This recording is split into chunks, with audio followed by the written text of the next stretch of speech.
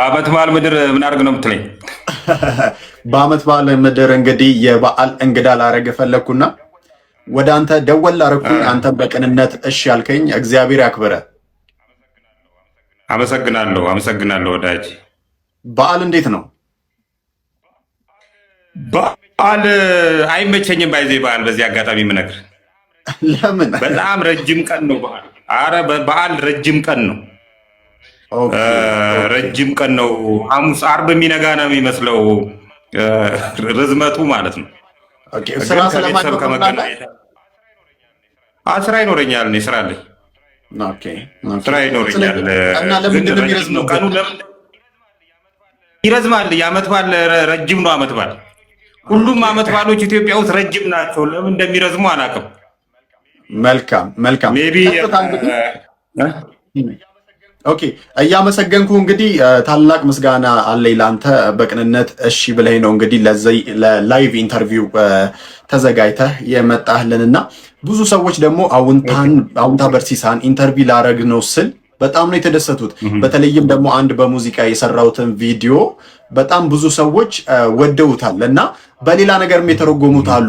አውንታ በርሲሳ የሆነ ነገር ይሆንና ከአንተ ራስ አንወርድም የሚሉም አሉና ብዙ ሰዎች ወደውሃል። ቀጥታ ግን እኔ ወደ ጥያቄዎች ይገባለሁ። አውንታ በርሲሳ ማለት ምን ማለት ነው ትርጉሙ? እና ደግሞ ፕሮፋይል ላይ ያረካት እንስሳ ምንድናት? ትርጓሜው ምንድን ነው ከሚለውን ጀምር እስቲ። አውንታ ማለት እንግዲህ እኔ አውንታ የአሁን ስሜ አውንታ አይደለም። ባይዜ ኦፊሻሊ ከስድስተኛ ክፍል ጀምሬ ኦፊሻሊ ቀይሬዋለሁ። አውንታ በርሲሳ የሚለውን ገዛኸኝ ተሬሳ ወደሚል ቀይሬዋለሁ። አሴ ቻንስ ግን እኔ የተወለድኩበት አካባቢ ወደ አርሲ ሮቤ አካባቢ ነው የተወለድኩት እና አርሲ ሮቤ አዲስ አበባ ላይ የምናያቸው ሰፈሮች በጣም ብዙ ናቸው ያሉት። ለምሳሌ ዶሮ ማነቂያ የሚባል ሰፈር አለ። እሪ በከንቱ የሚባል ሰፈር አለ። ለጋሃር የሚባል ሰፈር አለ። አዲስ ከተማ የአዲስ አበባ ስሞች እዛ ለምን እንደሄዱ አላውቅም እና እኔ ለጋሃር ነው የተወለድኩት። ለጋሃር የሚባልበት ቦታ ላይ ልዩ ልዩ ስሞች ነበሩ። ለምሳሌ እያጎ ታውቃለህ? እያጎ የሚባል ሰው ነበር። እያጎ ማለት የኦቴሎ አንድ ገጸ ባህሪ ነው። እያጎ በጣም መሰሪ ባህሪ። እያጎ የሚባል ልጅ አለ። ዛሬም ድረስ እያጎ ነው የሚባለው። እንግሊዝ የሚባል ልጅ ነበር። ገብጋባ ነው ለማለት ነው። ማንጣ የምትባል ልጅ ነበረች። ጠፍጥሬ የምትባል ልጅ ነበረች። በቃ ልጅነት እነዚህ ስሞች ለምን አርሲሮቤ የተወለድኩበት ቦታ ላይ ማለት ነው። እና እነዚህን ስሞች አውንታ ብሎ አወጣልኝ። ሰንበዲን ያወጣ እዛ በቃ ለጋሃር የሚባልበት ቦታ ላይ ዩኒክ የሆኑ ስሞች አሉ። ከዛን አውንታኔ ለረጅም ጊዜ ምንድነው ይመስለኝ ነበረ ፖዚቲቭ ቲንኪንግ ነበር የሚመስለኝ አልነበረም። እዛች ለጋሃር የምትባልበት ቦታ ላይ የሶዶ ጉራጌዎች ነበሩ። ከሶዶ ይመጡ ለምን እንደመጡ አላውቅም።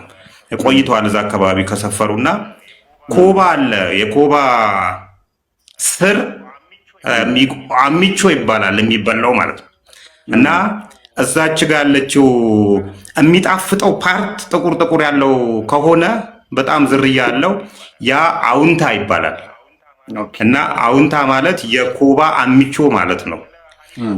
ስለ ሃኒባጀር ወይም በኦሮምኛ ሃማ ይባላል። በአማርኛ ቀፎ ደፊ ይባላል። ወርልድ ጂነስ ቡክ ሪከርድስ ላይ ፍርሃት አልባ እና አግሬሲቭ እንስሳ ነች። ለረጅም ጊዜ የማደንቃትና መወዳት እንስሳ ነች። በዚህ ምክንያት ፍርሃት የሚባል ነገሮቿን ስሩ ፕሮሰስ ያስወገደች ነች እና 360 ዲግሪ እንደዚህ መሽከርከር ትችላለች። በዚህ አንበሳን ጭራውን ከያዝከው፣ ነብርን ጭራውን ከያዝከው ወደኋላ መዞር አይችልም። ሃኒባጀር ግን መዞር ትችላለች።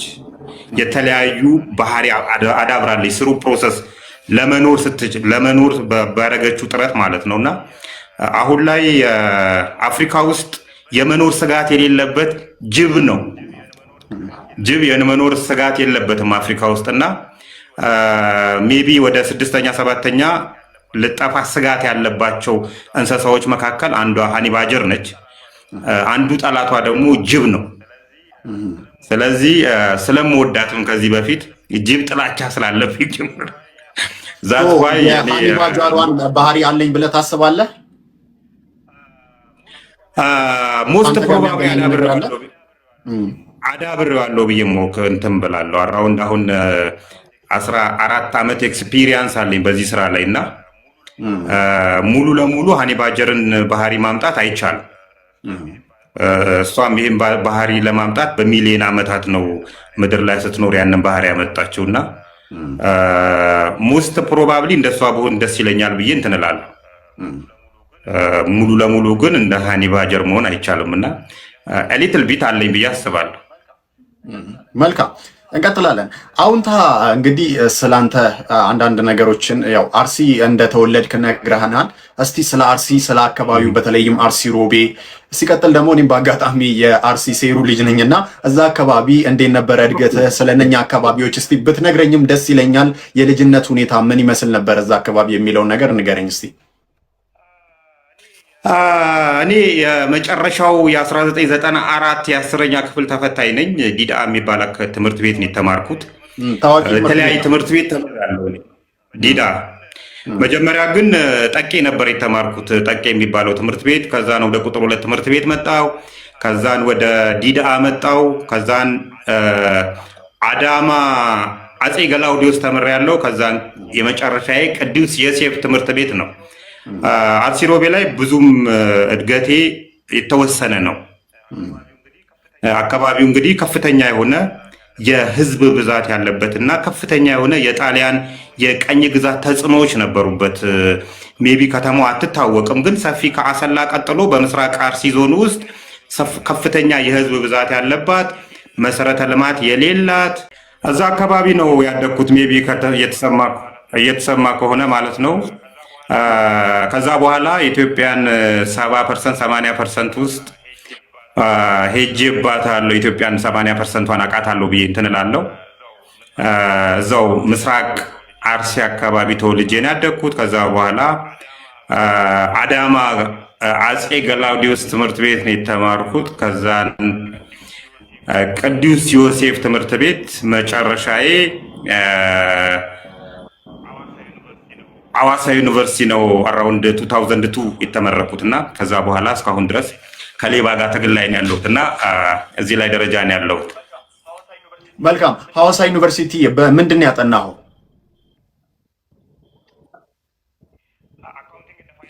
አካውንቲንግ እንደ ፋይናንስ ነው ያጠናሁት። ከዛ በኋላ ወደ ፐርፎርማንስ ኦዲተርነትን ተደጋጋሚ እንትኖችን ወስጃለሁ። በፐርፎርማንስ ኦዲተር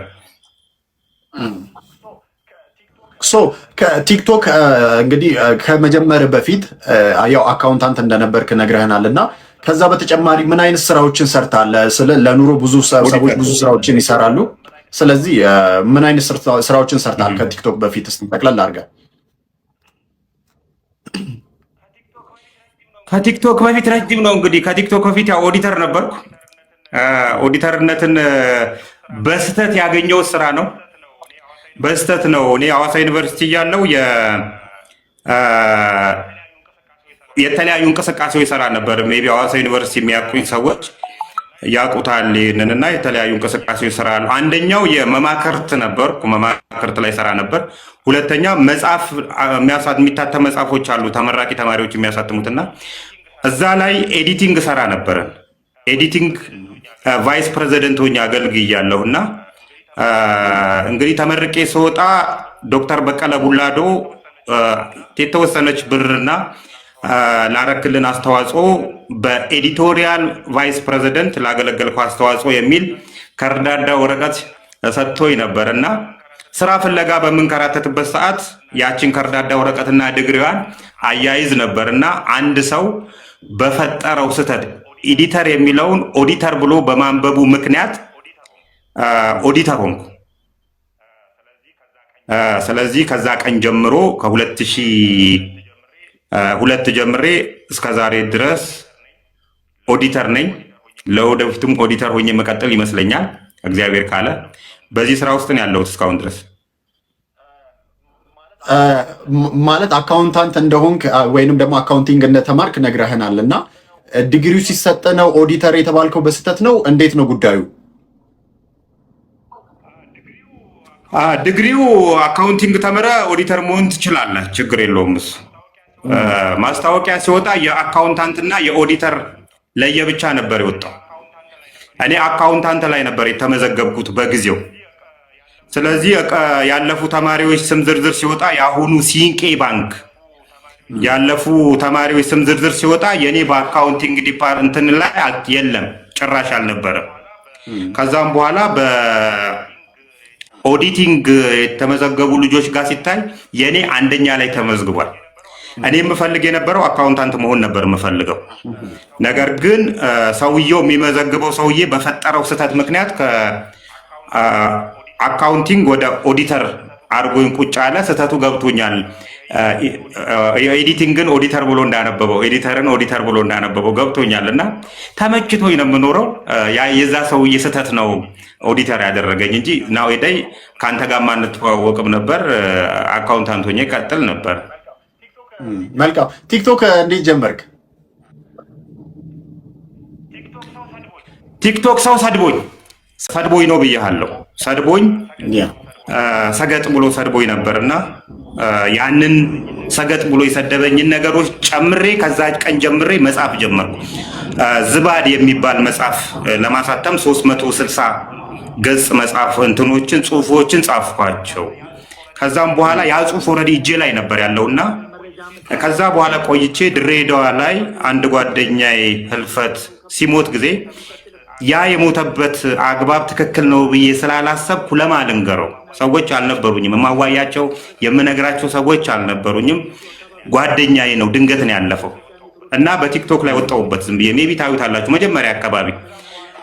ከዛም በኋላ የሚያልቅ ሀሳብ ነው ለካ የሆነ ሀሳብ ትጀምራለህ ያልቃል፣ የሆነ ሀሳብ ትጀምራለህ ያልቃል። እና ጓደኛዬ አንድ ጓደኛና እህቴ የራስህን የጻፍካቸው ነገሮች ለምን በቲክቶክ አታወራቸውም የሚል ሀሳብ አቀረቡልኝና ወደ ቲክቶክ መንደር ስመጣ ተቀባይነትን እያገኘው መጣው። በጣም ተቀባይነት እያገኘው መጣው። ግን ስህተቶች ነበሩ። ስህተቶቹ ምንድን ነበር? አንድ ፌሽዋሊ ራሴ መሸፈን ነበረብኝ፣ የተለያዩ ነገሮች ማድረግ ነበረብኝ። ነገር ግን ተቀባይነቱ እየጨመረ ሲመጣ ጥሩ እንትን መጣ ማለት ነው። ስለዚህ የማያልቅ የሌባ ታሪክ አለኝ። እየቀጠልኩበት የራሴንም እየጨመርኩ ያየኋቸውን ታክቲኮች፣ ሌብነቶች ምናምን እንትን እያልኩ ቀጥላለሁ። በእንደዚህ አይነት አግባብ ነው የተጀመረው። መልካም። ስንት ዓመት ሆነ ማለት ነው አሁን ከጀመርክ? 1 ዓመት ከ10 ወር። በጣም ጥሩ ተቀባይነት ነው። በ1 ዓመት ከ10 ወር ውስጥ ይሄን ያህል ፎሎወርስ እና የህዝብ ፍቅር ማግኘት ከባድ ነው በነገራችን ላይ ቲክቶክ ላይ። አዎ ምናልባት ኮንተንቱም ይመስለኛል። ከዚሁ ጋር አያይዤ ሌላኛው ጥያቄ ምንድን ነው፣ ብዙ ሰዎች አውንታ በርሲሳ የኢንቨስቲጌቲቭ ጆርናሊስት ነው ይሉሃል፣ ወይንም ደግሞ የምርመራ ጋዜጠኛ ነው፣ ጥሩ የምርመራ ጋዜጠኛ ነው ይሉሃል። እና አንተ ራስን እንደዛ ታስባለህ? አዎ፣ የምርመራ ጋዜጠኛ ማለት ባይዜ ኦዲተር ማለት ነው። የምርመራ ጋዜጠኛ ኢንፎርሜሽን ይደርሰዋል። ያንን ኢንፎርሜሽን ወደ ማስረጃ መቀየርና ሪያሊቲው ማውጣት ነው ዋናው ነገር። ኢንቨስቲጌተር ጋዜጠኛ ሞስት ስሩ ፕሮሰስ ያዳበረው የኦዲተርነት ባህሪ ያለው ያ ባህሪው ነው። እንደውም ምን የሚመስለኝ ኦዲተር ኢንቨስቲጌተር ጆርናሊስት ቢሆን የተሻለ ፐርፎርም ማድረግ ይችላል። በዚህ አግባብ ነው እንትን እንደዛ እያሰቡኝ ያሉት እንጂ እኔ ከኢንቨስቲጌተር እንትን ጆርናሊስት ገብቼ ማላቅም። ሰፈሩም የኔ አይደለም። ሰፈሩ የኔ ሰፈር ሌላ ነው። እንትን ላይ ኮሚኒኬሽን ላይ ትንሽ ስለሰራው እና የማገኛቸውን ነገሮች በእንደዚህ አይነት አግባብ ስለማቀርባቸው ነው እንጂ እኔ ኢንቨስቲጌሽን ጆርናሊስት አልነበርኩም። ሰፈሩም የኔ አይደለም፣ የሌላ ሰው ሰፈር ነው። ስለዚህ አንተ ኢንቨስቲጌቲቭ ጆርናሊስት አይደለሁም ብለህ ታስባለህ? አንተ እንዴት ነው ራስህ የምታስበው? ነው የኔ ጥያቄ። እኔ ፐርፎርማንስ ኦዲተር ነኝ። ኦኬ፣ ኦዲተር በቃ ኦዲተር። ምክንያቱም ኢንቨስቲጌቲቭ ጆርናሊዝም ከባድ ነው በነገራችን ላይ፣ በተለይ ደግሞ ኢትዮጵያ ውስጥ በተለይ ደግሞ አንዳንድ ሚኒስትሪ ሚዲያዎች እንደሚሞክሩት እኔም አያለሁ አልፎ አልፎ። ነገር ግን ሞስትሊ የማይታሰብ ነገር ነው ኢትዮጵያ ውስጥ ባለው ኮንቴክስት እና ብዙ ሰዎች አውንታ በርሲሳን እሱ ኢንቨስቲጌቲቭ ጆርናሊስት ነው ሲሉት፣ ኢንቨስቲጌቲቭ ጆርናሊስት ስትሆን በቦታው ሄደ ነገሮችን ክሮስ ቼክ ማድረግ ይጠይቃል። ብዙ ነገሮች ዲፕ መግባት ይጠይቃል። እና እንደዛ ዲፕ ገብተህ ትሰራለህ አንተ? አሁን እኔ ከህግ ዲፕ በላይ ነው የምገባው፣ በዚህ በጣም ነው የምገባው። ግን ምን መሰለ ኢትዮጵያ ውስጥ የኢንቨስቲጌሽን ጆርናሊዝም ፍጹማዊነትን ይጠይቃል። ፍጹማዊነት በተለይ ከኢኮኖሚ ዲፐንደንሲ ነፃ መውጣት ይጠበቅብሃል። ከምግብ፣ ከልብስ፣ ከገንዘብ ነክ ነገሮች ሁሉ ነፃ ወጥተህ እውነትን ፍለጋ ላይ ብቻ የተመሰረተ መሆን ይጠበቅብሃል። በዚህ ውስጥ የፖለቲካ ጫናዎች ይኖራል፣ የኢኮኖሚ ጫናዎችን፣ የኤክስፒሪየንስ ጫናዎች ይኖራል፣ የተለያዩ ጫናዎች ይኖራል። ከነዚህ ጫናዎች መላቀቅ ይጠበቅብሃል ኢንቨስቲጌተር ለመሆን ማለት ነው። እነዚህ ነገሮች እስካለፍክ ድረስ ተጀምሮ ነበር እኮ አይናችን የሚባል ፕሮግራም ነበር፣ ቀጥታ በፓርላማ የሚመራ። ይሄ ግን መጨረሻ ላይ ፖለቲክሱን እየጎዳው መጣ። ፖለቲክሱን እየጎዳው ሲመጣ በጊዜው የነበረው አካል ያንን እንትን እንዲባረር አደረገው። የሉም ማለት አይደለም፣ ጎበዝ ሰዎች አሉ። ግን ምን መሰለ ኢንቨስቲጌተር ለመሆን መጀመሪያ የምግብ ጥያቄዎች መመለስ አለባቸው፣ የቤት ጥያቄዎች መመለስ አለባቸው፣ የልብስ ጉዳዮች መመለስ አለባቸው። ነፍስያ ቀጥታ እውነት ላይ ያረፈች መሆን አለበት እንጂ ኢንቨስቲጌተር ነፍ አለ ብዙም አይደለም ለማሰልጠንም ማለት ነው። በተለይ ህግን ከተማርካቸው እንደዚህ የኦዲቲንግ ምርመራ ስራዎችን የፖሊስ ስራዎችን ከተማርካቸው በዛ ላይ ደግሞ ዲሲፕሊን ካለ ምንም የማይሆን ነገር የለም። ነገር ግን ብዙ ጊዜ ሆዳችን ያታልለንና አላማችንን እንስታለን። ያችን ቦታ ከያዝን ግን ኢትዮጵያ ውስጥ መሆን ይቻላል። ግን ጊዜው ገና ነው፣ ሩቅ ነው፣ ገና ነው። መልካም። ከዚሁ ጋር ተያይዘው እንግዲህ አንድ ኢንቨስቲጌቲቭ ጆርናሊዝም እዛ አካባቢ ባትኖርም ነገሮችን ዲፕ እንደምትሄድ ነግረህናል እና ከዚሁ ጋር አያይዤ መጠየቅ የምፈልገው ጥያቄ ከአንድ ሰሞን ላይ ከግሩም ጫላ ጋር የተፈጠረ ጉዳይ ነበር እና ምንድን ነው የተፈጠረው እሱ ነገር? ምክንያቱም ያናል ዲፕ ከሄድክ እንዴት እሱ ነገር ተፈጠረ ልልህ እፈልጋለሁ። ከዚሁ ጋር አያይዤ እዚህ ጋር ነው ጥያቄው ይመጣው። ጥያቄ ይሄ ነው በቃ ግሩም ጫላ እንትን ላይ ከሆስፒታል የተቀነሰ መሬት ተሰጥቶት ነበር ከዚህ በፊት። ከሆስፒታል የተቀነሰ መሬት የተሰጠው የሚዲያ ኮምፕሌክስን እገነባለሁ ብሎ ነበር። የሚዲያ ኮምፕሌክስን ሳይገነባ መሰረት ሚዲያ ሌላ መረጃ ወጣበት። በ1 ቢሊዮን ብር መሬቱን ለመሸጥ እያስማማ ነው የሚል ማለት ነው። ያንን ነገር ሲሰማ ግሩም ጫላ ያንን ነገር ለማስተባበል የሄደባቸው መንገዶች ኤክስካቬተሮችን በማስገባት ዶዘሮ እንትኖችን በማስገባት ዳምትራኮችን በማስገባት ኦልሬዲ ጀምሬያለሁ የማለት እንትኖች። ከዛ በፊት ግን ፓርኪንግ የነበረ ቦታ ነው። ሜቢ የምታውቀው ከሆነ ጋንዲ ሆስፒታል ጋር ከዛን በኋላ ነው ስራዎችን የጀመረው። እንግዲህ አሁን ፍጹማዊነት ይጠይቃል የምልህ እዚህ ጋር እቺን እኔ አቅርቤው ነበር ከዚህ በፊት አቅርቤያት ነበረ። ከዛም በኋላ የአዲስ አበባ ከተማ ከተለያዩ ማህበረሰቦች ጋር ውይይት በሚደረግበት ሰዓት አሁን ትክክል አይደለም፣ እነዛ ቃላቶች መፍቱ ነው ማለት ሰው መፍቱ ነው፣ የራሱ ጉዳይ ነው የሚሆነው። ነገር ግን ያችን ጥያቄ ማንሳት ነበረብኝ። የታደረስከው የሚለውን ነገር ማንሳት ነበረብኝ። በዛ ላይ የፖለቲካል ጨዋታዎች ተነሱ ማለት ነው። የፖለቲካል ጨዋታዎች አቅም እስከሌለህ ድረስ እነዛን ጥንቃቄዎች ማድረግ ይጠበቅብህ ነበር በጊዜው ያ ሪፖርት ከማውጣት በፊት። በዚህ ምክንያት እኔና ግሩም ጫላ መካከል ለሰጣ ገባዎች ተፈጠሩ። ያለው ነገር ይሄ ነው። በእኔና በግሩም መካከል ሰጣ ገባው የተፈጠረው በሱ ስህተት ነው፣ በአንተ ስህተት ነው የተፈጠረው? ጉልበትን አለማወቅ፣ አቅምን አለማወቅ። በአንተ ስህተት አይደለም፣ ፕሮባብሊ በእኔ ስህተት አይደለም። ትንሽ ስህተቶች አሉብኝ። ለምሳሌ ስህተቶቹ የነበሩበት ቦታ እኔ ያለሁበት ቦታውን ሄጄ ማየት ነበረብኝ። ማየት ነበረብኝ ስልክ ባዶ መሬት። ሁለተኛ ዘገባ ስዘግብ ግን ቦታውን ሄጄ ማየት ነበረብኝ። ተደብቄም ቢሆን ወይም በሰው ማሳየት ነበረብኝ። ያ የኔ ስህተት ነው። በተጨማሪ ደግሞ የተለያዩ ጫናዎችም ነበሩ። አሁን እነግርህ የማልችለው ጫናዎች። ስለዚህ የኔ ስህተት ያቺ ስህተቶች ነበረች፣ ማየት ነበረብኝ። ሌላም ነገሮች መታየት ያለባቸው ነገሮች ነበሩ፣ ግን ያቺ ስህተት የኔ ነች፣ እቀበላለሁ። ታዲያ ለምን ይቅርታ ጠየቅ? ለዛ ስህተት ነው ወይስ ያው ሌሎች ጫናዎችም ነበሩ ብለሃልና ይቅርታ ጠየቅ? ባለማየት የይቅርታው ቪዲዮ እሱን ፖስት አድርጓታል። እቺ ቪዲዮ ናት። ግን ሌሎቹን ቪዲዮ ይሄንንም ቪዲዮ ጨምሮ አንተ አጥፍተዋል ከአካውንት ላይ። ለምንድን ነው ታዲያ ማጥፋት ለምን አስፈለገ? ከአካውንት ላይ ቪዲዮዎቹን የትኛውን? ይሄንን የይቅርታውን ቪዲዮም ይሄንኛውንም የግሩም ጫላንም ጨምሮ ከአካውንት ላይ የሉም በዚህ ሰዓት። ተነጋግረንባቸዋል። ከራሱ ጋርም ከግሩም ጫላ ጋርም ተነጋግረንባቸዋል። የእሱም ስህተቶች ነበሩ፣ የእኔ ስህተቶች ቅድም የነገርኩ ስህተቶች ነበሩ። ስለዚህ ነጎሼት አደረግናቸው። የተሻለው አማራጭ የትኛው ነው የሚለው ማለት ነው።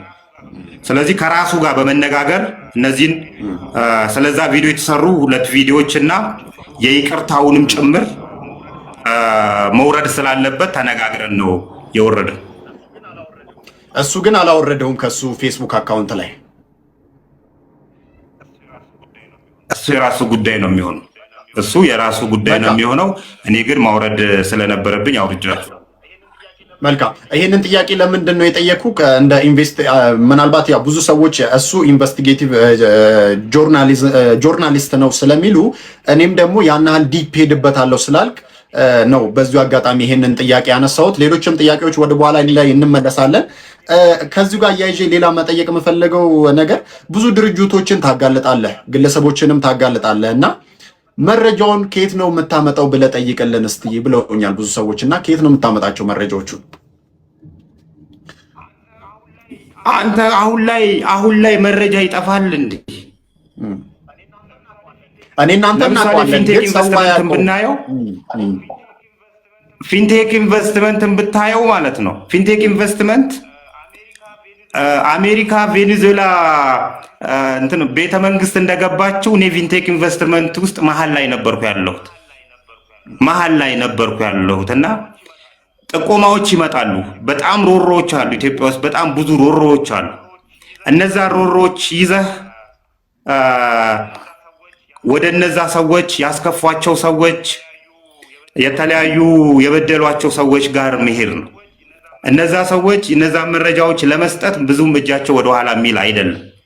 ስለዚህ እነዛን ሰዎች ፈልጋቸዋለሁ። በተለይ ካምፓኒዎች የበደሏቸው ካምፓኒዎች ካሉ እፈልጋቸዋለሁ። እነዛ ሰዎች ደግሞ መረጃዎችን ይሰጡኛል። መረጃዎችን ብቻ አይደለም ባይዜ ማስረጃዎችን ጭምር ይሰጡኛል። የተለያዩ ነገሮች ይሰጡኛል። ከዛም በኋላ መገጣጠም ስራዎች ይሰራሉ። ምንድነው የታሰበው? ከህግ አንጻር ምንድነው የታሰበው? ከፋይናንስ አንጻር ምንድነው የታሰበው? ከተለያዩ ነገሮች አንጻር የታሰበውን ነገር የባለሙያው ስራ ነው የሚሆነው። ስለዚህ ህዝብ ከህዝብ ነው። ህዝብ ከህዝብ ያው ይለቀማል። የኔ ስራዎች ከሆኑ ግን የራሴ ስራዎች ከሆኑ ኦልሬዲ ማስረጃዎቹ እጄ ላይ ያሉ ናቸው። ምንም ሌላ የምፈልግበት አግባብ የለም። ግን አዳዲስ ምርመራዎች ሲሆኑ ጥቆማዎች ይኖራሉ። እነዛ ጥቆማዎች ወደ መረጃ ይቀየራሉ። ከዛን ወደ ማስረጃ ቀይረህ ነገሮችን ገጣጥመህ እንግዲህ ማነብነብ ነው አባቴ። መልካም። ምናልባት ስለ ፊንቴክ እስከዛሬ ከሰራው ቪዲዮ የተለየ ነገር የምትለን ነገር ይኖራል? ብዙ ሰዎች ስለ ፊንቴክ ይጠይቃሉ። ስለ ፊንቴክ ጠይቅልን ይላሉ። እኔም ብዙ ሁለት እንግዶችን በተለይ ደግሞ ለፊንቴክ አምባሳደር ከሆኑ 2 እንግዶችን አቅርቤ ነበረ። ብዙ ሰዎች የሆነ የተስፋ ቃል ይፈልጋሉና ምናልባት የምትለን ነገር ይኖራል በዚህ ጉዳይ ላይ አያይዘህ? ፊንቴክ አሰልቺ ስራዎች ከሰራሁባቸው ነገሮች አንዱ የፊንቴክ ኢንቨስትመንት ጉዳይ ነው። ፊንቴክን ዛሬ ካሰብን የዛሬ 5 ዓመት ወደኋላ መመለስ ይጠበቅብናል። የዛሬ 5 ዓመት ገደማ የት ይጥለናል መሰለ? የአዲስ አበባ ከተማ መስተዳድር ትራንስፖርት ቢሮ ይጥለናል። የአዲስ አበባ ከተማ ትራንስፖርት ቢሮ የአዲስ አበባ ላዳ ታክሲዎችን ለማዘመን ፈለገ። ለማዘመንና እነዛን ላዳ ታክሲዎች መቀየር አለባቸው ተባለና የነፃ መብት የነፃ ታክስ የቀረጥ መብት እድሎችን እንዲጠቀሙ ነገሮችን አመቻቸና ሰዎች እንዲመዘገቡ አደረገ። ይሄን ሲያደርግ ሰዎች እንዲመዘገቡ የተባሉት የላዳ ታክሲዎች ብቻ ነበሩ። እነዚህ የላዳ ታክሲዎች የነፃ ቀረጥ መብት ሲፈቀድላቸው ኤላ አውቶ ታክሲዬ የሚባለው ድርጅት ሜቢ ካወቀው ለታክሲዬ ተሰጠ።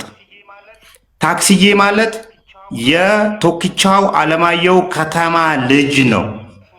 ለሱን የተሰጠ ግን ላዳ ታክሲ ሳይኖራቸው የተመዘገቡ ሰዎች ነበሩ። በጊዜው የተመዘገቡ ሰዎች ነበሩና አቶ ዳንኤል ዮሐንስ በአንድ ጊዜ ከፓስተርነት ወደ ኢንቨስተርነት ብቅ ያለው ያን ጊዜ ነው።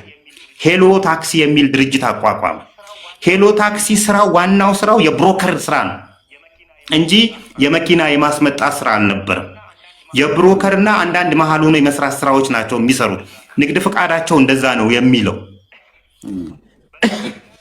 በዛ ምክንያት ሄሎ ታክሲ ምንድን ነበር የነበረው? እንደውም አንድ 4 ሄሊኮፕተሮችን ጨምሬ በኔትወርኪንግ አሁን ራይድ ፈረስ ምናምን ብለን እንደምንጠራው እንደሱ አድርጌ እንትን እላለሁ፣ የታክሲ አገልግሎት ሰጣችኋለሁ ኑ ወደኔ ብሎ እሱ ደግሞ ወዴት ሄደ? ወደ ቱሪዝም ሚኒስቴር ሄደና እዛ ፍቃድ አገኘ። የነፃ ቀረጥ መብት እንትን እድል ማለት ነው። መኪና ማስመጣት ስለማይችል እነ አሊ የሚባል አስመጪ አለ፣ እነ ኦክሎክ የሚባሉ አሉ። ከነሱ ጋር ለመስራት ነበረ ሐሳብ የነበረው። ከዛም በኋላ በፍጥነት የመጣ የዶላር ምንዛሬዎች በፍጥነት የመጡ ስለነበሩ የነፃ ቀረጥ መብቱም በዚህ አጋጣሚ ተሻረ። የሁለቱም የኤላ አውቶም ተሻረ፣ የሄሎ ታክሲም ተሻረ። በዚህ መካከል ሄሎ ታክሲ ለኦክሎክ 401 ሚሊዮን ብር ሊበልጥ ይችላል። 401 ሚሊዮን ብር ለኦክሎክ ሰጥቼዋለሁ ነው የሚለው። ግን እሱ ሄሎ ታክሲ ለኦክሎክ ቢሰጠውም በከስተመሮችና በኦክሎክ መካከል ምንም አይነት አግሪመንት አልነበራቸው። አግሪመንታቸው ከሄሎ ታክሲ ጋር ነው። ኦክሎክ ጋር ሲኬድ ደግሞ ኦክሎክ ደግሞ የሚያውቀው ሄሎ ታክሲን ነው። በዚህ መካከል ሄሎ ታክሲ ፈረሰ። ሄሎ ታክሲ ሲፈርስ ሰዎቹ እነዛ ከስተመሮች ብራቸውን የቱ ጋር እንዳለ ሳያውቁ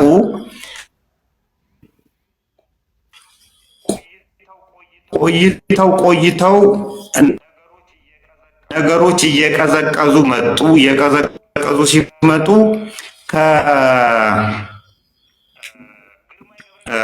ግርማይ ገብረ ሚካኤልን ታውቀዋል? የተካሄደ ሁለት የሰበሰበ ሰው ነው። ከሱ ጋር በመሆን ዞሮ መጥተው ፊንቴክ ኢንቨስትመንትን መሰረቱ። ፊንቴክ ኢንቨስትመንትም የተመሰረተው ፊንቴክም አሁንም መኪና አስመጫ አይደለም። በጣም ልትረዳ የሚገባው ፊንቴክ መኪና አስመጫ አይደለም። ፊንቴክ ማለት ፋይናንስ ኤንድ ቴክኖሎጂ ማለት ነው።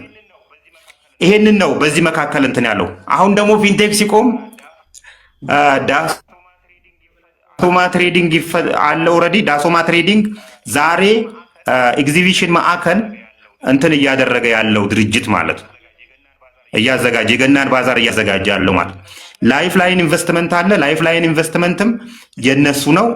እንደዚህ ነው የህይወት ታሪካቸው ሲመጣ እንደዚህ ነው የመጣው ጓደኛዬ።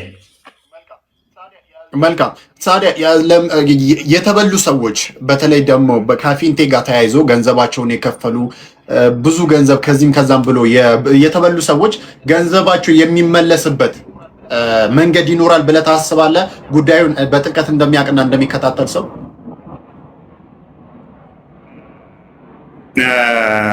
ይሄን ነገር ባይዜ በጣም ብዙ የሄድኩበት ስራ ነው። ሰዎቹንም አግኝቻቸው ሄሎ ፊንቴክ ኢንቨስትመንት ላይ በጊዜው ብር ነበር። መንግስት ሊከስልህ የሚችለው በወንጀል ብቻ ነው። በፍትሐ ብሔር ልከስ የምችለው ራስህ ነህ።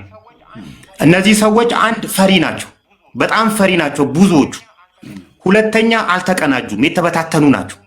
እንደዚህ ሆን ብለው ነው እንደዚህ እንዲሆኑ ያደረጓቸው። እነዚህ አካላት ተበታትነው ነው እንትን የተባሉት። በዚህ ምክንያት አካውንቱ ላይ ያለውን ብር ወጪ ሳያደርገው ቪክቲሞች እንሰብሰብና 3 ሰው ነው ያጣሁት። በዚህ 3 ሰው የሚመሰክር ማለት ነው። 3 ሰው በማጣት ምክንያት አካውንቱ ላይ የነበረ አራውንድ 56 ሚሊዮን ብር ወጪ ሆኗል። ወጪ ሆኖ 5 ሚሊዮን ብር ብቻ ነች አሁን ክሎዝ ላይ የተቀመጠችው። በፊንቴክ ኢንቨስትመንት ስም የተቀመጡ የተለያዩ ካሽ ካሉ መመለስ ይችላል። ኦልሬዲ 68% የዳሶማ ትሬዲንግ 68% ኦልሬዲ የአቶ ዳንኤል ዮሐንስ ሀብት ስለሆነ ማስመለስ እንችላለን። ፕሮሞተሮቹ አሉ፣ እነ ምናምን የምንጠራቸው ሰዎች አሉ። እነሱም ሀገር ውስጥ ሀብት አላቸው። እነሱም የራሳቸውን ድርሻ ይኖራሉ። ዋናው ነገር መደራጀት ያስፈልጋቸዋል። እነዚህ ሰዎች ተደራጅተው ጠንካራ ጠበቃ ቀጥረው ማስረጃቸውን አሰባስበው ያሉትን ሀብቶች ማዘጋት። አሁን ላይ ያለው ነገር ከአሁን ወዲህ መኪና ይመጣልኛል የሚሉ አይመስለኝም። አይመስለኝም። እኔ እንጃ ብዙ እንትኖች አሉ። አሁንታ በኢኮኖሚ ምን አይነት ሁኔታ ላይ ነው ያለው? ምክንያቱም ይህንን ጥያቄ ለምንድን ነው የጠየኩ? እንደዚህ አይነት ስራዎች ሲሰሩ እንዳልከው የምግብ ጥያቄዎች፣ የልብስ ጥያቄዎች እና ሌሎች ጥያቄዎችም መመለስ አለባቸው። ለምሳሌ አንድ ባለሀብት እፈልጋለሁ ብሎ ምሳ እንኳን ቢጋብዝ የአንተ ስራ ላይ ተጽዕኖ አለው እና አሁንታ በኢኮኖሚ ምን አይነት ሁኔታ ላይ ነው ያለው? የገቢ ምንጭ ምንድን ነው? ከቲክቶክስ ገንዘብ እያገኘህ ነው እንዴ?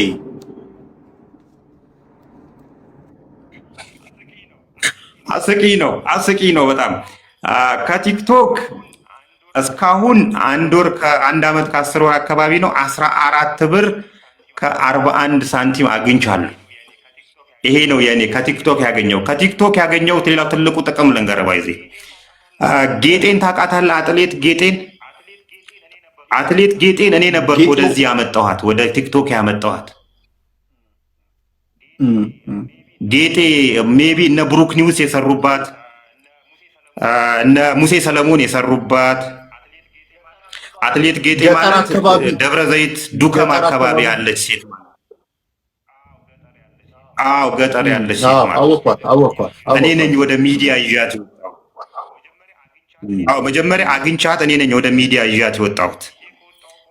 ይዤ ከወጣሁ በኋላ እነ ብሩክ ኒውስ እና የተለያዩ ወገኖቿ አግኝተዋት የሚገባትን ነገር ባይሆንም ሰጥተዋታል።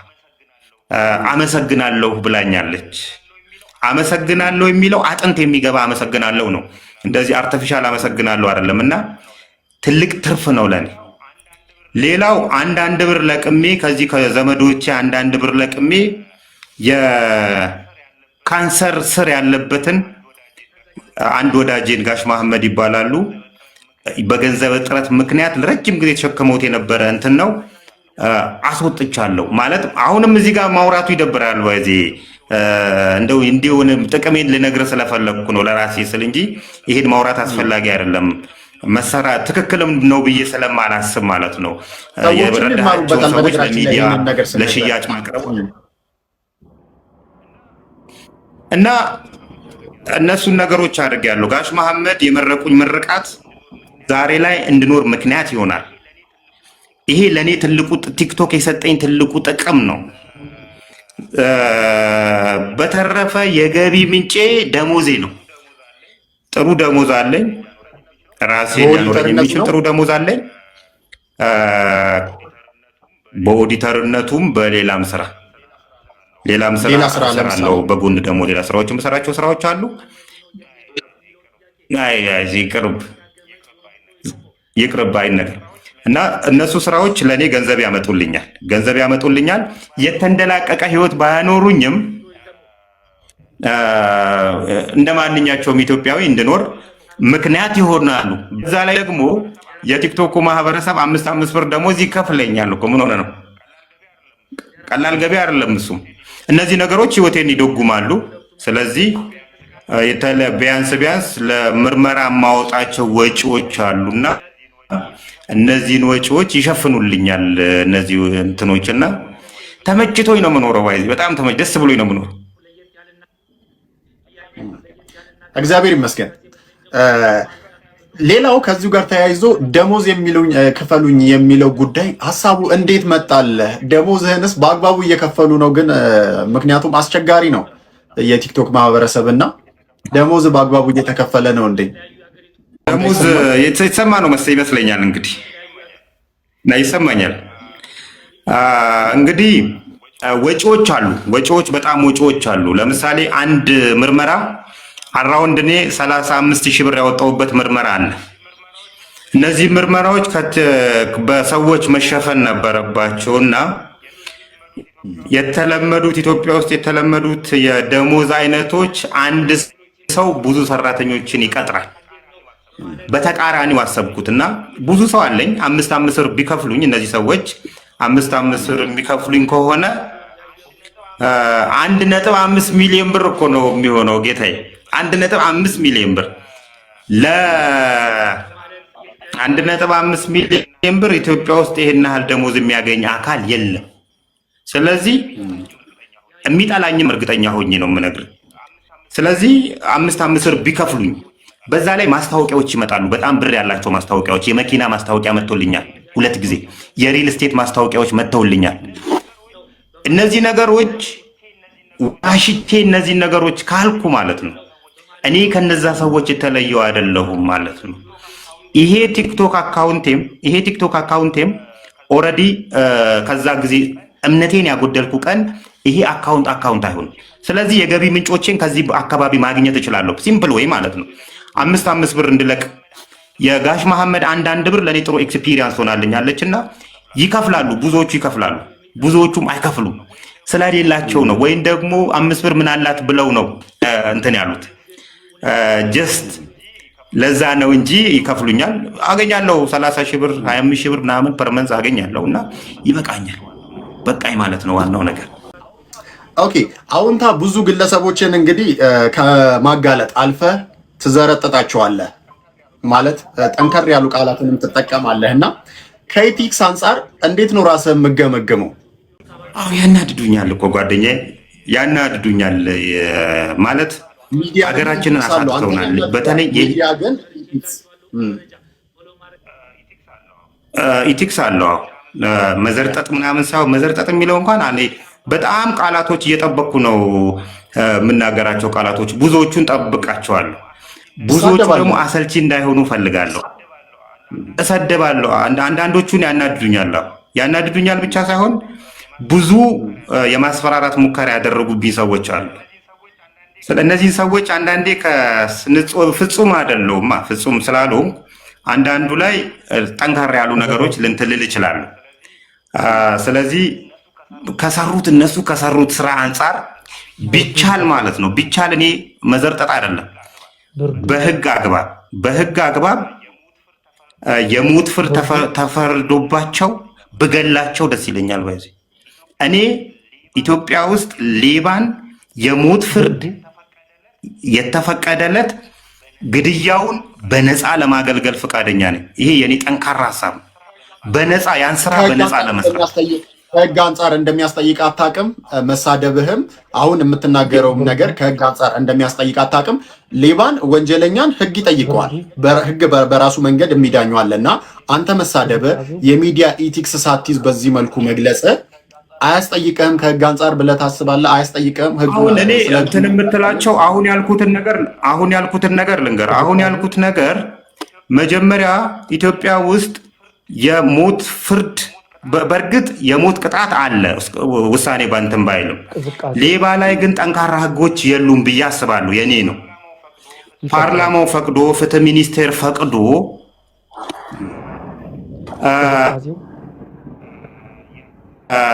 ያን ዕለት ሌባ የተባለ ሀገርን የሚሰርቅ ሌባ የተባለ በሞት ቅጣት መቀጣት አለበት የሚል ህግ ያወጣለት እንዲያወጣ ፈልጋለሁ።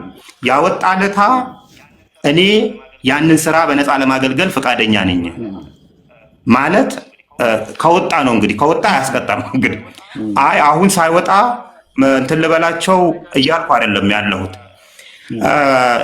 ሚዲያ ላይ ተሳደባለህ ምናምን ብዙም አይደለም። አንተ አሁን እንትን አልከው እንጂ እስቲ ብታስታውሰኝ ደስ ይለኛል። ያልባይዜ እንደዚህ ተሳድቤ ምናምን ነገር እኔ ብዙ ሌባ ልል እችላለሁ እንጂ ከዚህ ቃላት ውጪ ሰዎችን አይመስለኝም። አስታውሳለሁ። ለምሳሌ በተለይ ደግሞ ከሰራዊት ፍቅሬ ጋር የተያያዙ ናቸው። ብዙ ጊዜ ስለ ሰራዊት ፍቅሬ ነው የምሰራው። እኔ ሰውየው ንጹህ ነው ንጹህ አይደለም የኔ ጉዳይ አይደለም። ባይዞ ከአንተ ጋር ነው እንትኔ። ለምሳሌ ቀላል ምሳሌ እንውሰድ። አንድ ጊዜ ምን አልክ? የኦሮሚያ ክልል ምክትል ፕሬዚዳንት አወሉ አብዲ ቴክስት ጻፈልኛል። ግን ለዛ ሰውዬ የመለስከው እንትን አንድ እንውሰድ። እነኚህ ስድቦች ናቸው በጠቅላላ አንተ የመለስካቸው። አንድ ይሄንን ያዝልኝ። ብዙ ጊዜ በተለይ የሰራዊት ፍቅሬ ቪዲዮዎች ላይ እስቲ በርከት ያሉ ቪዲዮዎች ስለያዝኩ ነው። ሰራዊት ፍቅሬ የተባለው ግለሰብ እግረኛው ሚዲያ ላይ ብቅ ብሎ እልፍ ዝባዝንኬዎችን አወራ። ከተናገራቸውና ንዴት ከሚያመጡ ነገሮች ሁለቱ፣ ሌላው እንኳን ዝባዝንኬን ያወራው የእሱን ችጋራምነት ከዚህ በፊት ስላቸው የነበረ ስጨዋቸው የነበረ ሌላም ልጨምር እችላለሁ፣ ግን ታይም መፍጀት ነው የሚሆነው። አሁንታ ልጨምር እችላለሁ በነገር ስለ ስድቦቹ ማለት ነው። እሱን አሁንም ሰራዊት ፍቅሬ ሰው ነው። እሱን አወሉ አብዲ ልንገርህ። እኔ ስለ አወሉ አብዲ በረከት ገበሬዋ የምትባል ሴት ነች። ባይዜ እንመጣበታለን። አሁንታ እንመጣበታለን። ይቅርታ እንመጣበታለን ወደ እሱም ጉዳይ። ነገር ግን ከህግ አንጻር ያስጠይቀኛል ብለህ አታስብም? ይሄንን ነገር ለአንተም እኔ ጋር ስለ ሚዲያው ላይ እንድትቆይ ይፈልጋለሁ። ለአንተም ከማንጸብ አንጻር ነው ይሄንን ነገር የምጠይቀህ። ምክንያቱም ሚዲያ ኤቲክስ አለው። ማንኛውም ነገር ህጉን ጠብቆ ነው መሄድ ያለበት። ሰውየው ወንጀለኛ ይሁን አይሁን እሱ የራሱ ጉዳይ ነው። ነገር ግን ደግሞ እንደዚህ አይነት ነገሮች ሚዲያ ላይ ሲጠየቁ አግባብ ባለው መንገድ ቢሆን ይመረጣል ነው። ይህንን ሀሳብን ገለጽልኝና ወደ ሌሎቹ አልፈን እንሄዳለን። ፍሎውን ይጠብቅ እንትኑ። ለዚያ ነው ይመረጣል። መሆን አለበት ማለት ታገሳቸው ሰዎች ግን አንዳንዴ ኃላፊነቱን ራሴ ይወስዳሉ። አወሉ አብዲ ላይ የነበረው ኮሚኒኬሽን ፐርሰናል ኮሚኒኬሽን ነው። ፐርሰናል ኮሚኒኬሽንን ከሚዲያ ጋር ብዙም እንትን የሚለኝ ነገር የለም። ሰራዊት ፍቅሬን በተመለከተ ገና መች እንትን አልኩት፣ አልተነካም እኮ ገና እና ኃላፊነቱን ወስዳለሁ።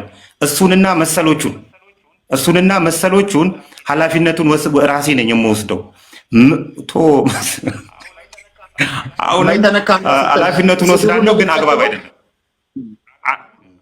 አግባብ አይደለም። ምናልባት እነዚህ ነገሮች ከእንግዲህ በኋላ ይሻሻላሉ ብለን እናስባለን። ምናልባት ግን ለእስከዛሬው ይቅርታ መጠየቅ ምናልባት ከፈለግ አይሻሻሉም። በፍጹም አይሻሻሉም። ሌባ ከማለት ወደኋላ አልልም። አላሻሽልም። ሌባ ከማለት ወደኋላ አልልም። ነገም ከነጎዳ በቂ ማስረጃ እጄ ላይ ይኑር እንጂ ሌባን ሌባ ብዬ አሽኮርምሜ አልጠራቸውም። በፍጹም ሀገሬን የነጠቁኝ ሰዎችን አሽኮርምሜ አልጠራቸውም። በቂ ማስረጃ ይኑረኝ። ለዛ በቂ ማስረጃ እስካለኝ ድረስ ግን በስሙ ነው የምጠራው ሌባ። ይሄ ትክክል አይደለም።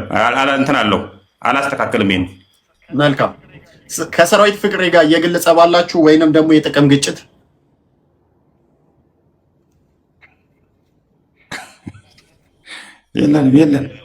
የለንም። ይህንን ጥያቄ ለምንድን ነው የጠየቁ? በተደጋጋሚ የሰራዊት ፍቅሬን ስትሰድብ ስለምትሰማ ነው እና በሱ ዙሪያ በርካታ ቪዲዮዎችን ሰርተሃል እና በዚህ ልክ መሳደቡ አስፈላጊ ነው እንዴ የሚል ጥያቄ አሁንም ደግሜ እጠይቃለሁ። የመጨረሻ ጥያቄ ነው ከሱ ጋር ተያይዞ።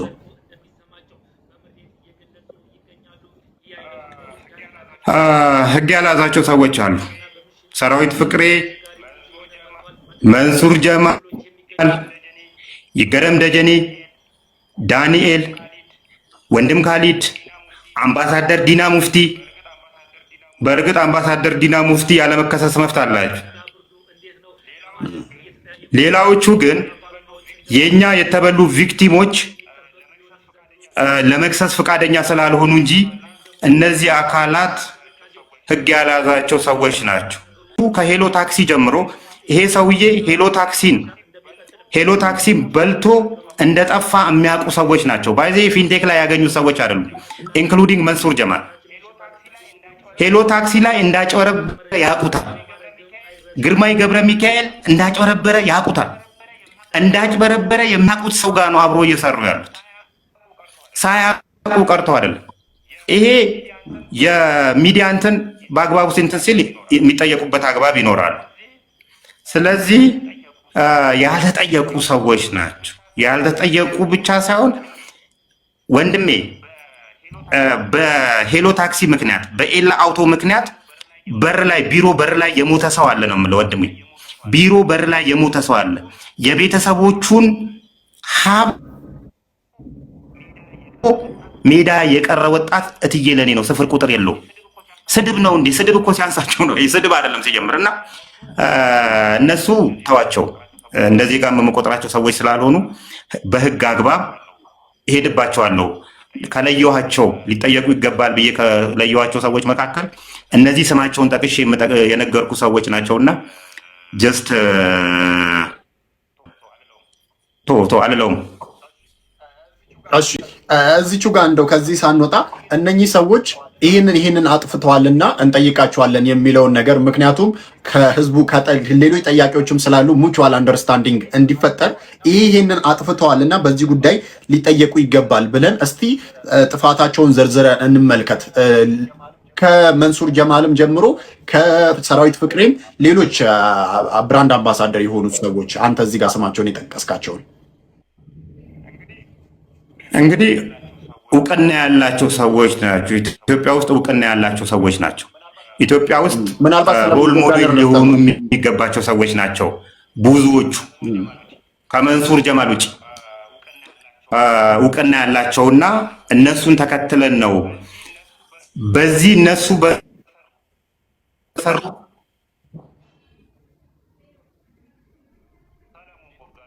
ሰለሞን ቦጋል ጎሽ ጥሩ ሰው ናቸው። እነዚህን ሰዎች ማስታወቂያ በማስነገር በህዝብ ጥቅም ላይ ጉዳት አድርሰዋል ነው።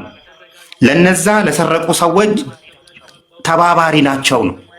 ግማሾቹ የፍቃድ ሳይኖራቸው እንትን የሰሩ ፕሮሞሽን የሰሩ ሰዎች ናቸው። ግማሾቹ ገንዘብን ብቻ ዛሬም ድረስ ዛሬ ላይ እኮ ይገረም ደጀኔ ዳሶማ ላይ እየሰራ ነው ያለው መጥቶ ማለት ነው አሁን። ስለዚህ ይሄ በህግ አግባብ ያስጠይቃቸዋል። በህግ አግባብ ያስጠይቃቸዋል። በህግ አግባብ የሚያስጠይቃቸው ከሆነ ኦልሬዲ ክስ ላይ በፍርድ ሂደት ላይ ነው ያሉት። የጠየቋቸው አካላት አሉ። ለወደፊትም እንጠይቃቸዋለን። አሁንም በህግ አግባብ ነው ያሉትና በቅርብ ቀን የነሱ ጉዳይ መልስ ያገኛል። እኔም የሚጠበቅብኝን ስራዎችን እሰራለሁ። ቢኮዝ ትውልድን ገለዋል። እነሱ ተባባሪ ሆነዋል፣ የሌባ ተባባሪ ሆነዋል።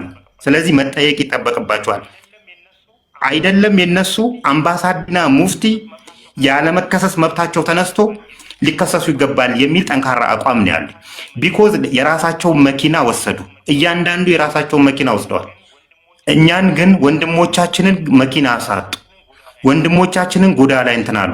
ስለዚህ ይሄ ጉዳትን አድርሰዋል፣ በወጣቶች ላይ ጉዳት አድርሰዋል በተለይ። ስለዚህ ሊጠየቁ ይገባልም። የህግ ፕሮሰስ ላይ ነው ያለው፣ ይጠየቃሉ። መልካም። ምናልባት የተጨበጠ አሁን የምታውቀው ነገር አለ እነሱ እየተጠየቁ ያሉበት ወይንም ደግሞ እነሱስን የሚከሳቸው አካል እስከዛሬ ስለምን ዝም ተባሉ?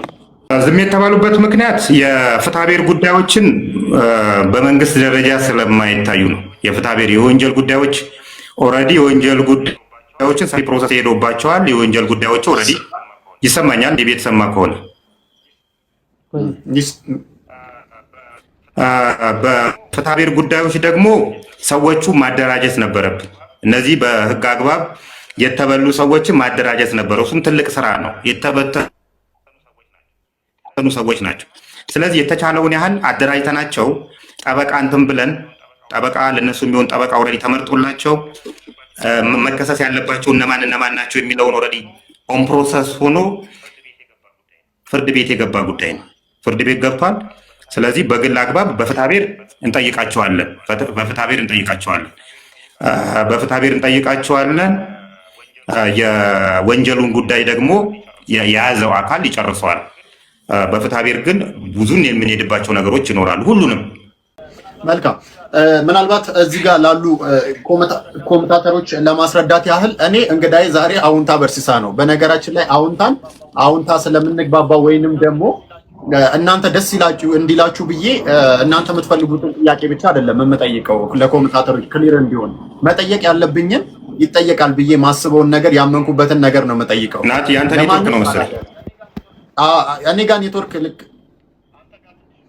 አንተ ጋር ትንሽ ኔትወርክ የሚያስቸግር ይመስለኛል። አሁን በዛ ያዙልኝ ጋይስ እና እንቀጥላለን። አሁን ኔትወርክ ልክ ነው አንተ ጋር? ሩቅ ቦታ ስላለው ኔትወርክ ችግሮች ይኖራል። ጥያቄ መቀጠል ትችላለህ። ፈጠን አድርገው፣ አጭር አድርገው።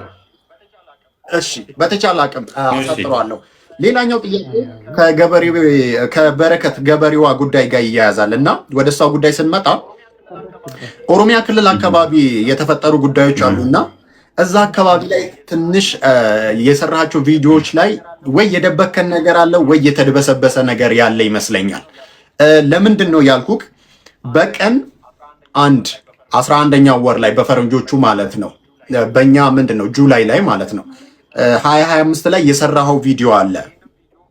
ይህንም ቪዲዮ እንስማ ውስጥ ከዚህ በፊት አንድ ተበድያለሁ የሚል ዲባ ከሶኝ ነበር እና ስከሰስ እውነቴን ነው የምላችሁ ደስ ነው ያለኝ።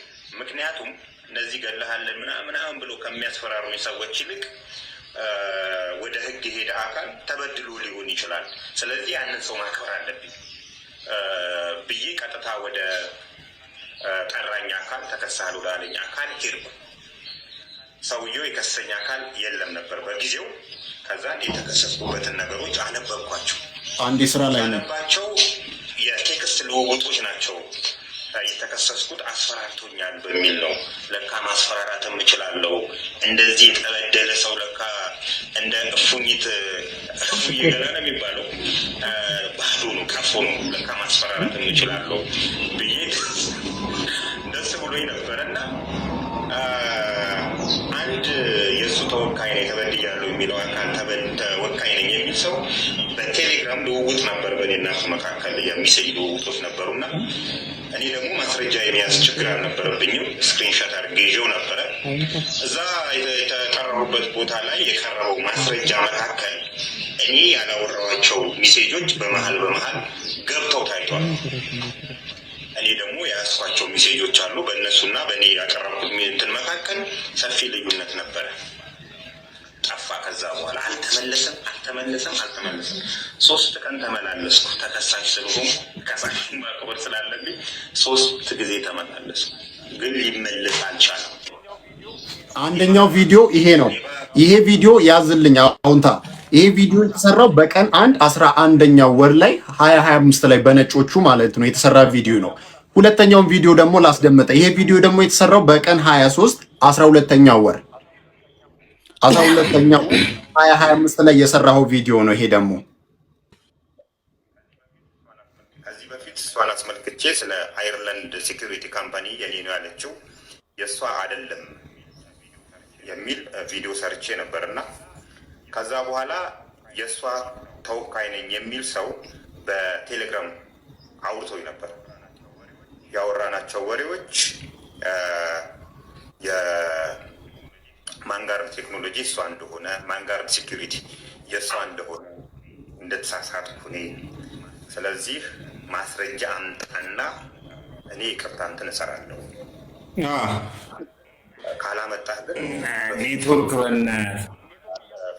ኔትወርክ እያስቸገረ ከሆነ ደግሞ አለው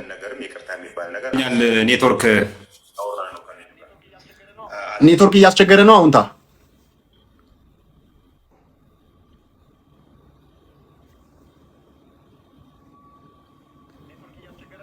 ኔትወርክ እያስቸገረ ነው። አውቀዋለሁ፣ ችግር የለውም። እንድትሰማው ስለፈለኩ ነው። እየተሰማ ከሆነ በምልክት እናውራ። እየተሰማ ከሆነ ምልክት አሳየኝ፣ እመልስልሃለሁ። ችግር የለውም። እሺ እንግዲህ ከዚህ ሴትዮ ጋር ችግር የለውም። ቆይ አውቀዋለሁ። ጥያቄን ልጨርስ። አሁንታ እሺ፣ ጥያቄን ልጨርስ። እሺ፣ ጥያቄ ምንድን ነው መሰለህ? እነኚህ ሁለት ቪዲዮ በተለያየ ቀን የሰራሃቸው ቪዲዮዎች ተመሳሳይ ሀሳብ ነው ያላቸው። እዛኛው በቀን 11ኛው ወር ውስጥ የጠየቀው የሰራው ቪዲዮ ላይ ባለቤቱን አልገለጽከውም። ይሄንን ቪዲዮ ደግሞ የሰራኸው ከኦሮሚያ ክልል በተላከልህ ቴክስት ከሱ ተነስተን የተሰራው።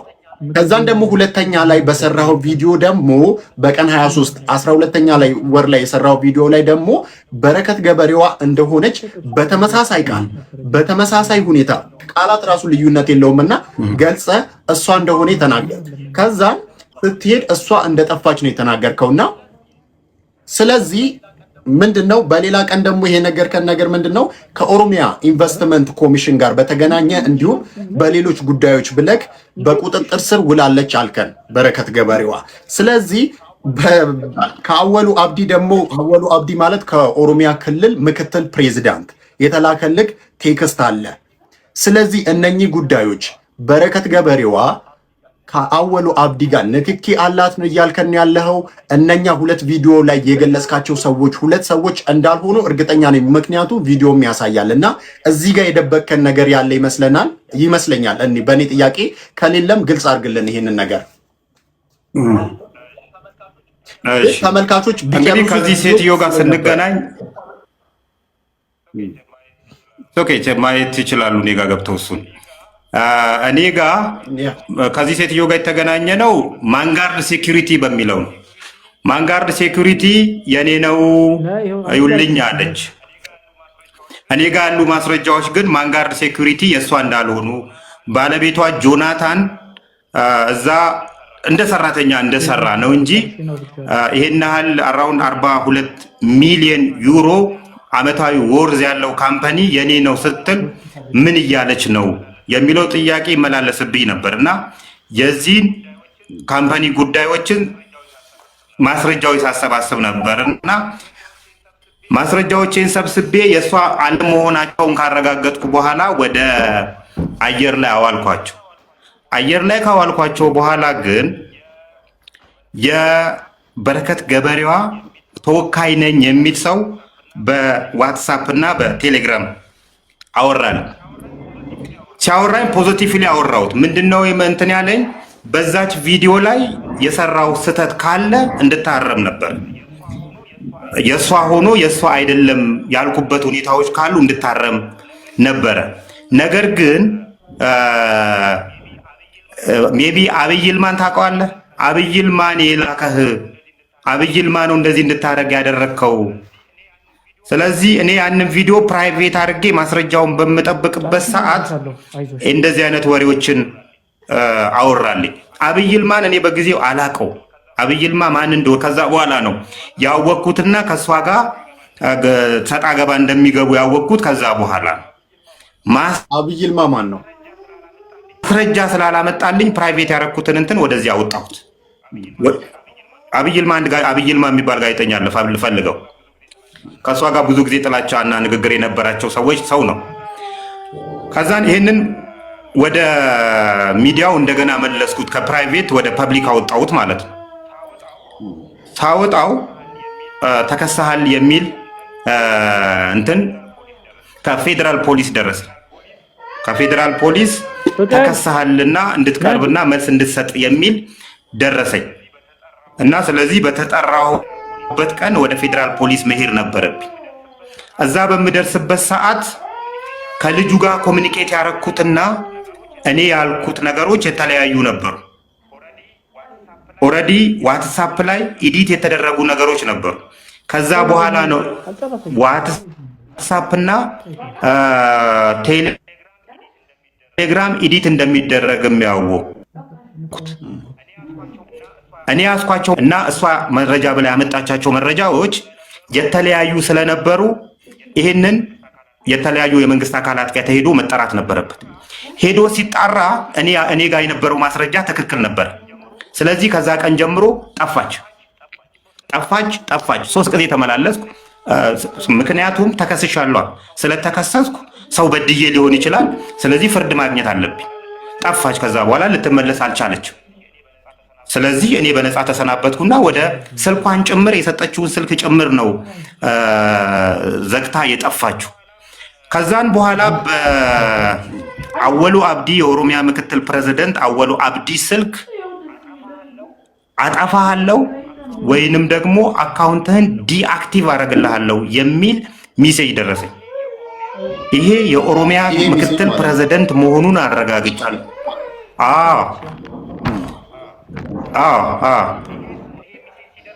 ይሄ ሚሴጅ ሲደርሰኝ አወሉ አብዲ ከኔ ጋር ይሄን ሳፋጣ ይገባል ብዬ አላስብምም፣ ትክክልም አይደለም። ሰዎች ጋር መደዋወል ጀመርኩ። ሰዎች ጋር መደዋወል ስጀምር አወሉ አብዲ ከዚህ በፊት ይሄ ስልክ እንደተጠለፈበት በኤክስ ገጹ ላይ እንደጻፈ ሰዎች ነገሩኝ። ግን ስልኩ የራሱ እንደሆነ የራሱ መሆኑን ነገሩኝና ሜቢ ጉዳት እንኳን ከመጣ በሚል ይሄንን ነገር አወጣሁት ወደ ሚዲያ ማለት ነው። ከዛም በኋላ ስልክ ቁጥሩን አጠፉና ዩናይትድ ስቴትስ ኦፍ አሜሪካ እንደወጣ አድርገው እንደገና ያንን ስልክ አፕዴት አደረጉት። ይሄን አፕዴት ሲያደርጉት የምጠረጥራት አንደኛ እሷ ነች። አንደኛ ይሄን ልታረግ የምትችለው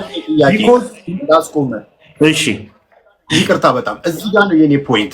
ያን ዕለት ከአወሉ አብዲ ጋር ተያይዞ የገለጽከው ቪዲዮ ላይ አንተ ሌላ ሰውን ሜንሽን ያደረከው ምናልባት ጠርጥር ያለው ብለህ፣ ግን ይሄ ነገር ቀጥታ የሚጠቆመው አንተ ያን ዕለት የሰራው ቪዲዮ ወደ በረከት ገበሬዋ ነው።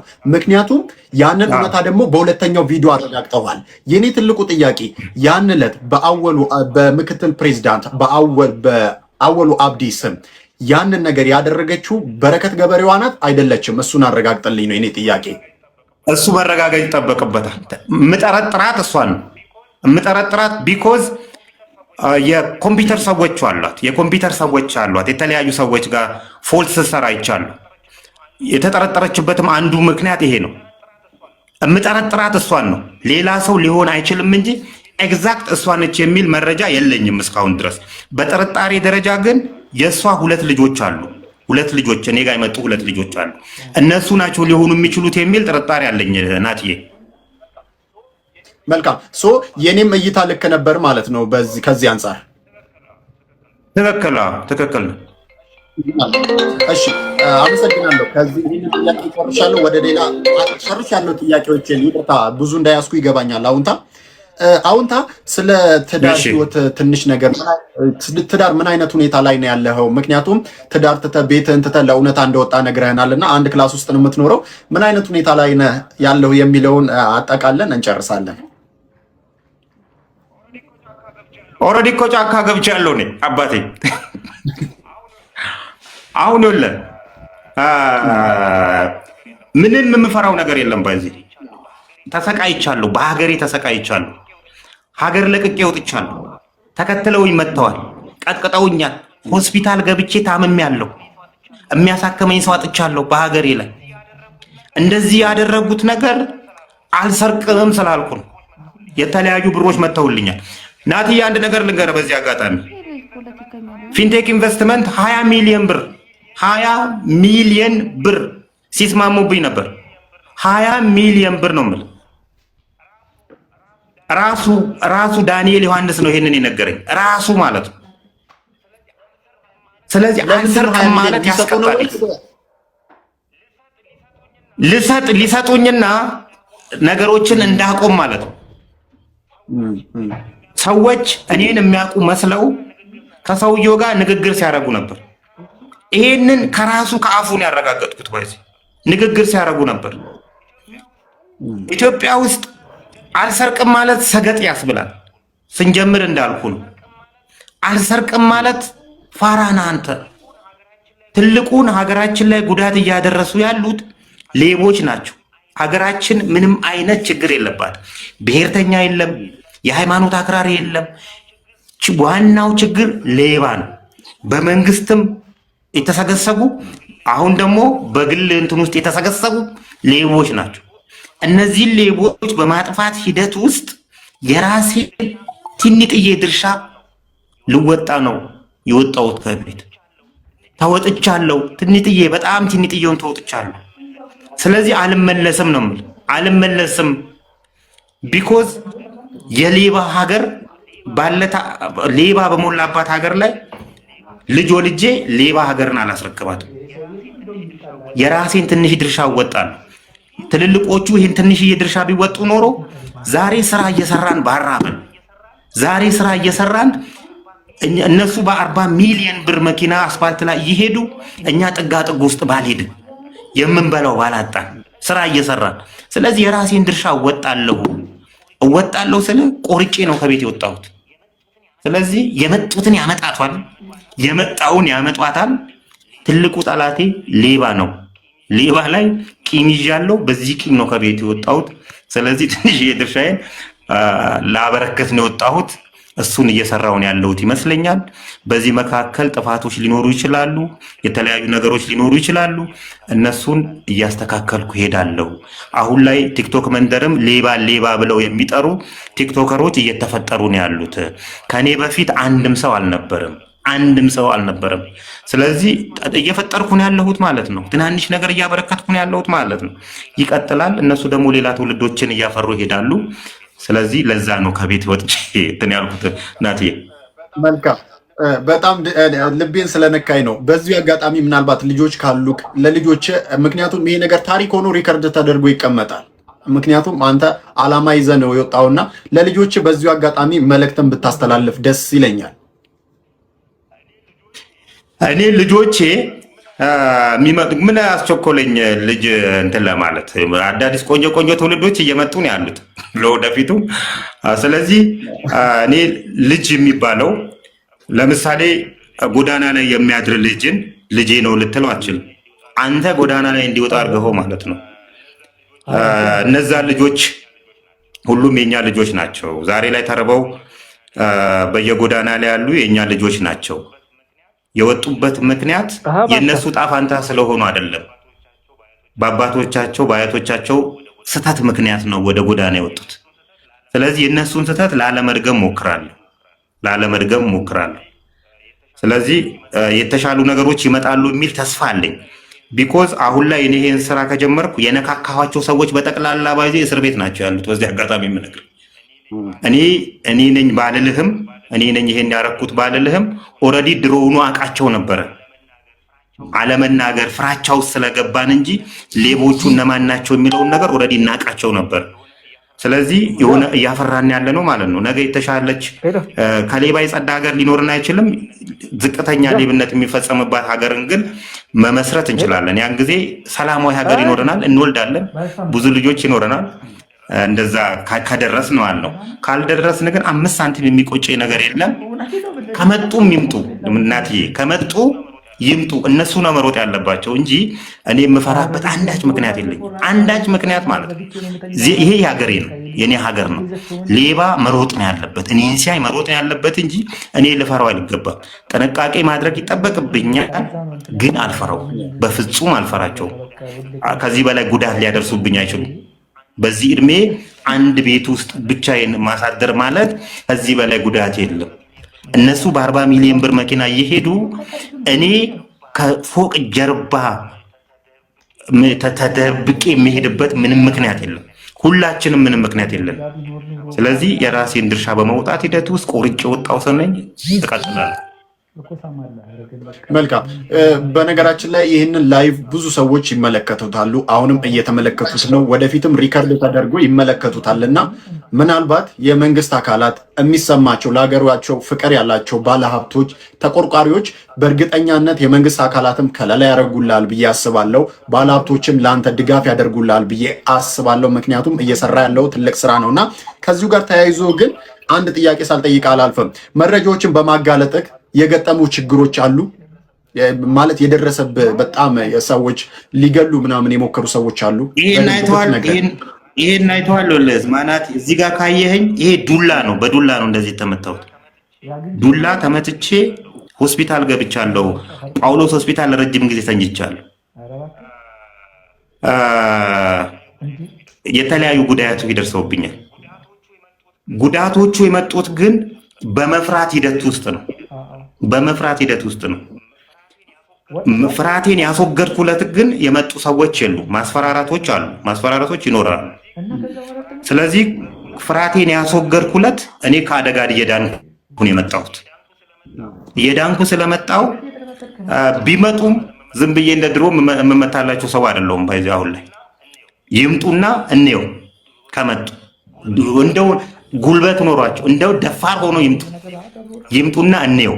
ከመጡ አይመጡም ደግሞ ሲጀምር ሌባ ሲጀምር መስረቅን እንጂ ልብ የለውም። ሌላ ሰዎች ሊገዛብህ ይችላል። እነዛ ሰዎች ግን አሁን ላይ አልመጡብኝም። መተውኝ ኦልሬዲ አስተኝተውን ገለውኝ አልፈዋል እኮ እነሱ ሄደዋል። ስለዚህ ፍርሃቴን ያስወገድኩለት እያሸነፍኳቸው እንደሆነ ገብቶኛል። ይፈሩኛል። ለወደፊት የምፈራ ሰው ሆናለሁ እንጂ የምሸሽ ሰው በፍጹም አልሆንም። ለዛ ነው እንትን አሉ ማስፈራራቶች አሉ። እንገላሃለን የሚል ሰው አለ። ይምጣና እንየዋ፣ ይግደለኝና እናየዋለን ከዛ በኋላ። ስለዚህ ጥንቃቄ ያስፈልጋል። ፍራቻ ግን በፍጹም አያስፈልግም። በዚህ አጋጣሚ ግን የተለያዩ መንግስት አካላት ለምሳሌ ጸረ ሙስና ኮሚሽን የሚባለው መስሪያ ቤት፣ የፌዴራል ፖሊስ፣ የፍትህ ሚኒስቴር፣ የህዝብ እንባ ጠባቂ ተቋም፣ የሸማቾች ጥበቃ ባለስልጣን የሚባሉት መስሪያ ቤቶች የመጡ አሉ። ወደ እኔ አብረን እንስራ የሚል የመጡ አካላት አሉ። ብሄድባቸው ደግሞ እምቢ የሚሉኝ አይመስለኝም። ስለዚህ ከሄድኩባቸው ጥሩ እንትን አገኛለሁ የሚል እንትን አለኝ። እየሰራውም ያለ አብሬ እየሰራኋቸው ያሉ አካላት አሉ። ለወደፊትም ደግሞ ከፖለቲካ በጸዳ መንገድ የሚቀርቡኝ ከሆነ ከብሔር፣ ከሃይማኖት፣ ከጽንፈኝነት የጸዳ አቀራረብ የሚቀርቡኝ ከሆነ እንተጋገዛለን። ያን ጊዜ ጉልበት አበጃለሁ ማለት ነው። ማንም ሌባ የሚጨማለቅብኝ ሰው አልሆንም ማለት ነው። ስለዚህ ነገ ብራይት ነው ናቴ። ከዚሁ ጋር ተያይዞ ምናልባት ተጨባጭ ስጋቶች አሉ ይደርስብኛል የምትለው አሁን ላይ በተጨባጭ እያስፈራሩ ያሉ አካላት ወይንም ደግሞ ዛቻ አለብህ ስጋት ያለብህ ነገር ካለ አሁን ብትነግረን ደስ ይለናል። ስጋት ሆኜባቸዋለሁ። ለምን ማንም የለም።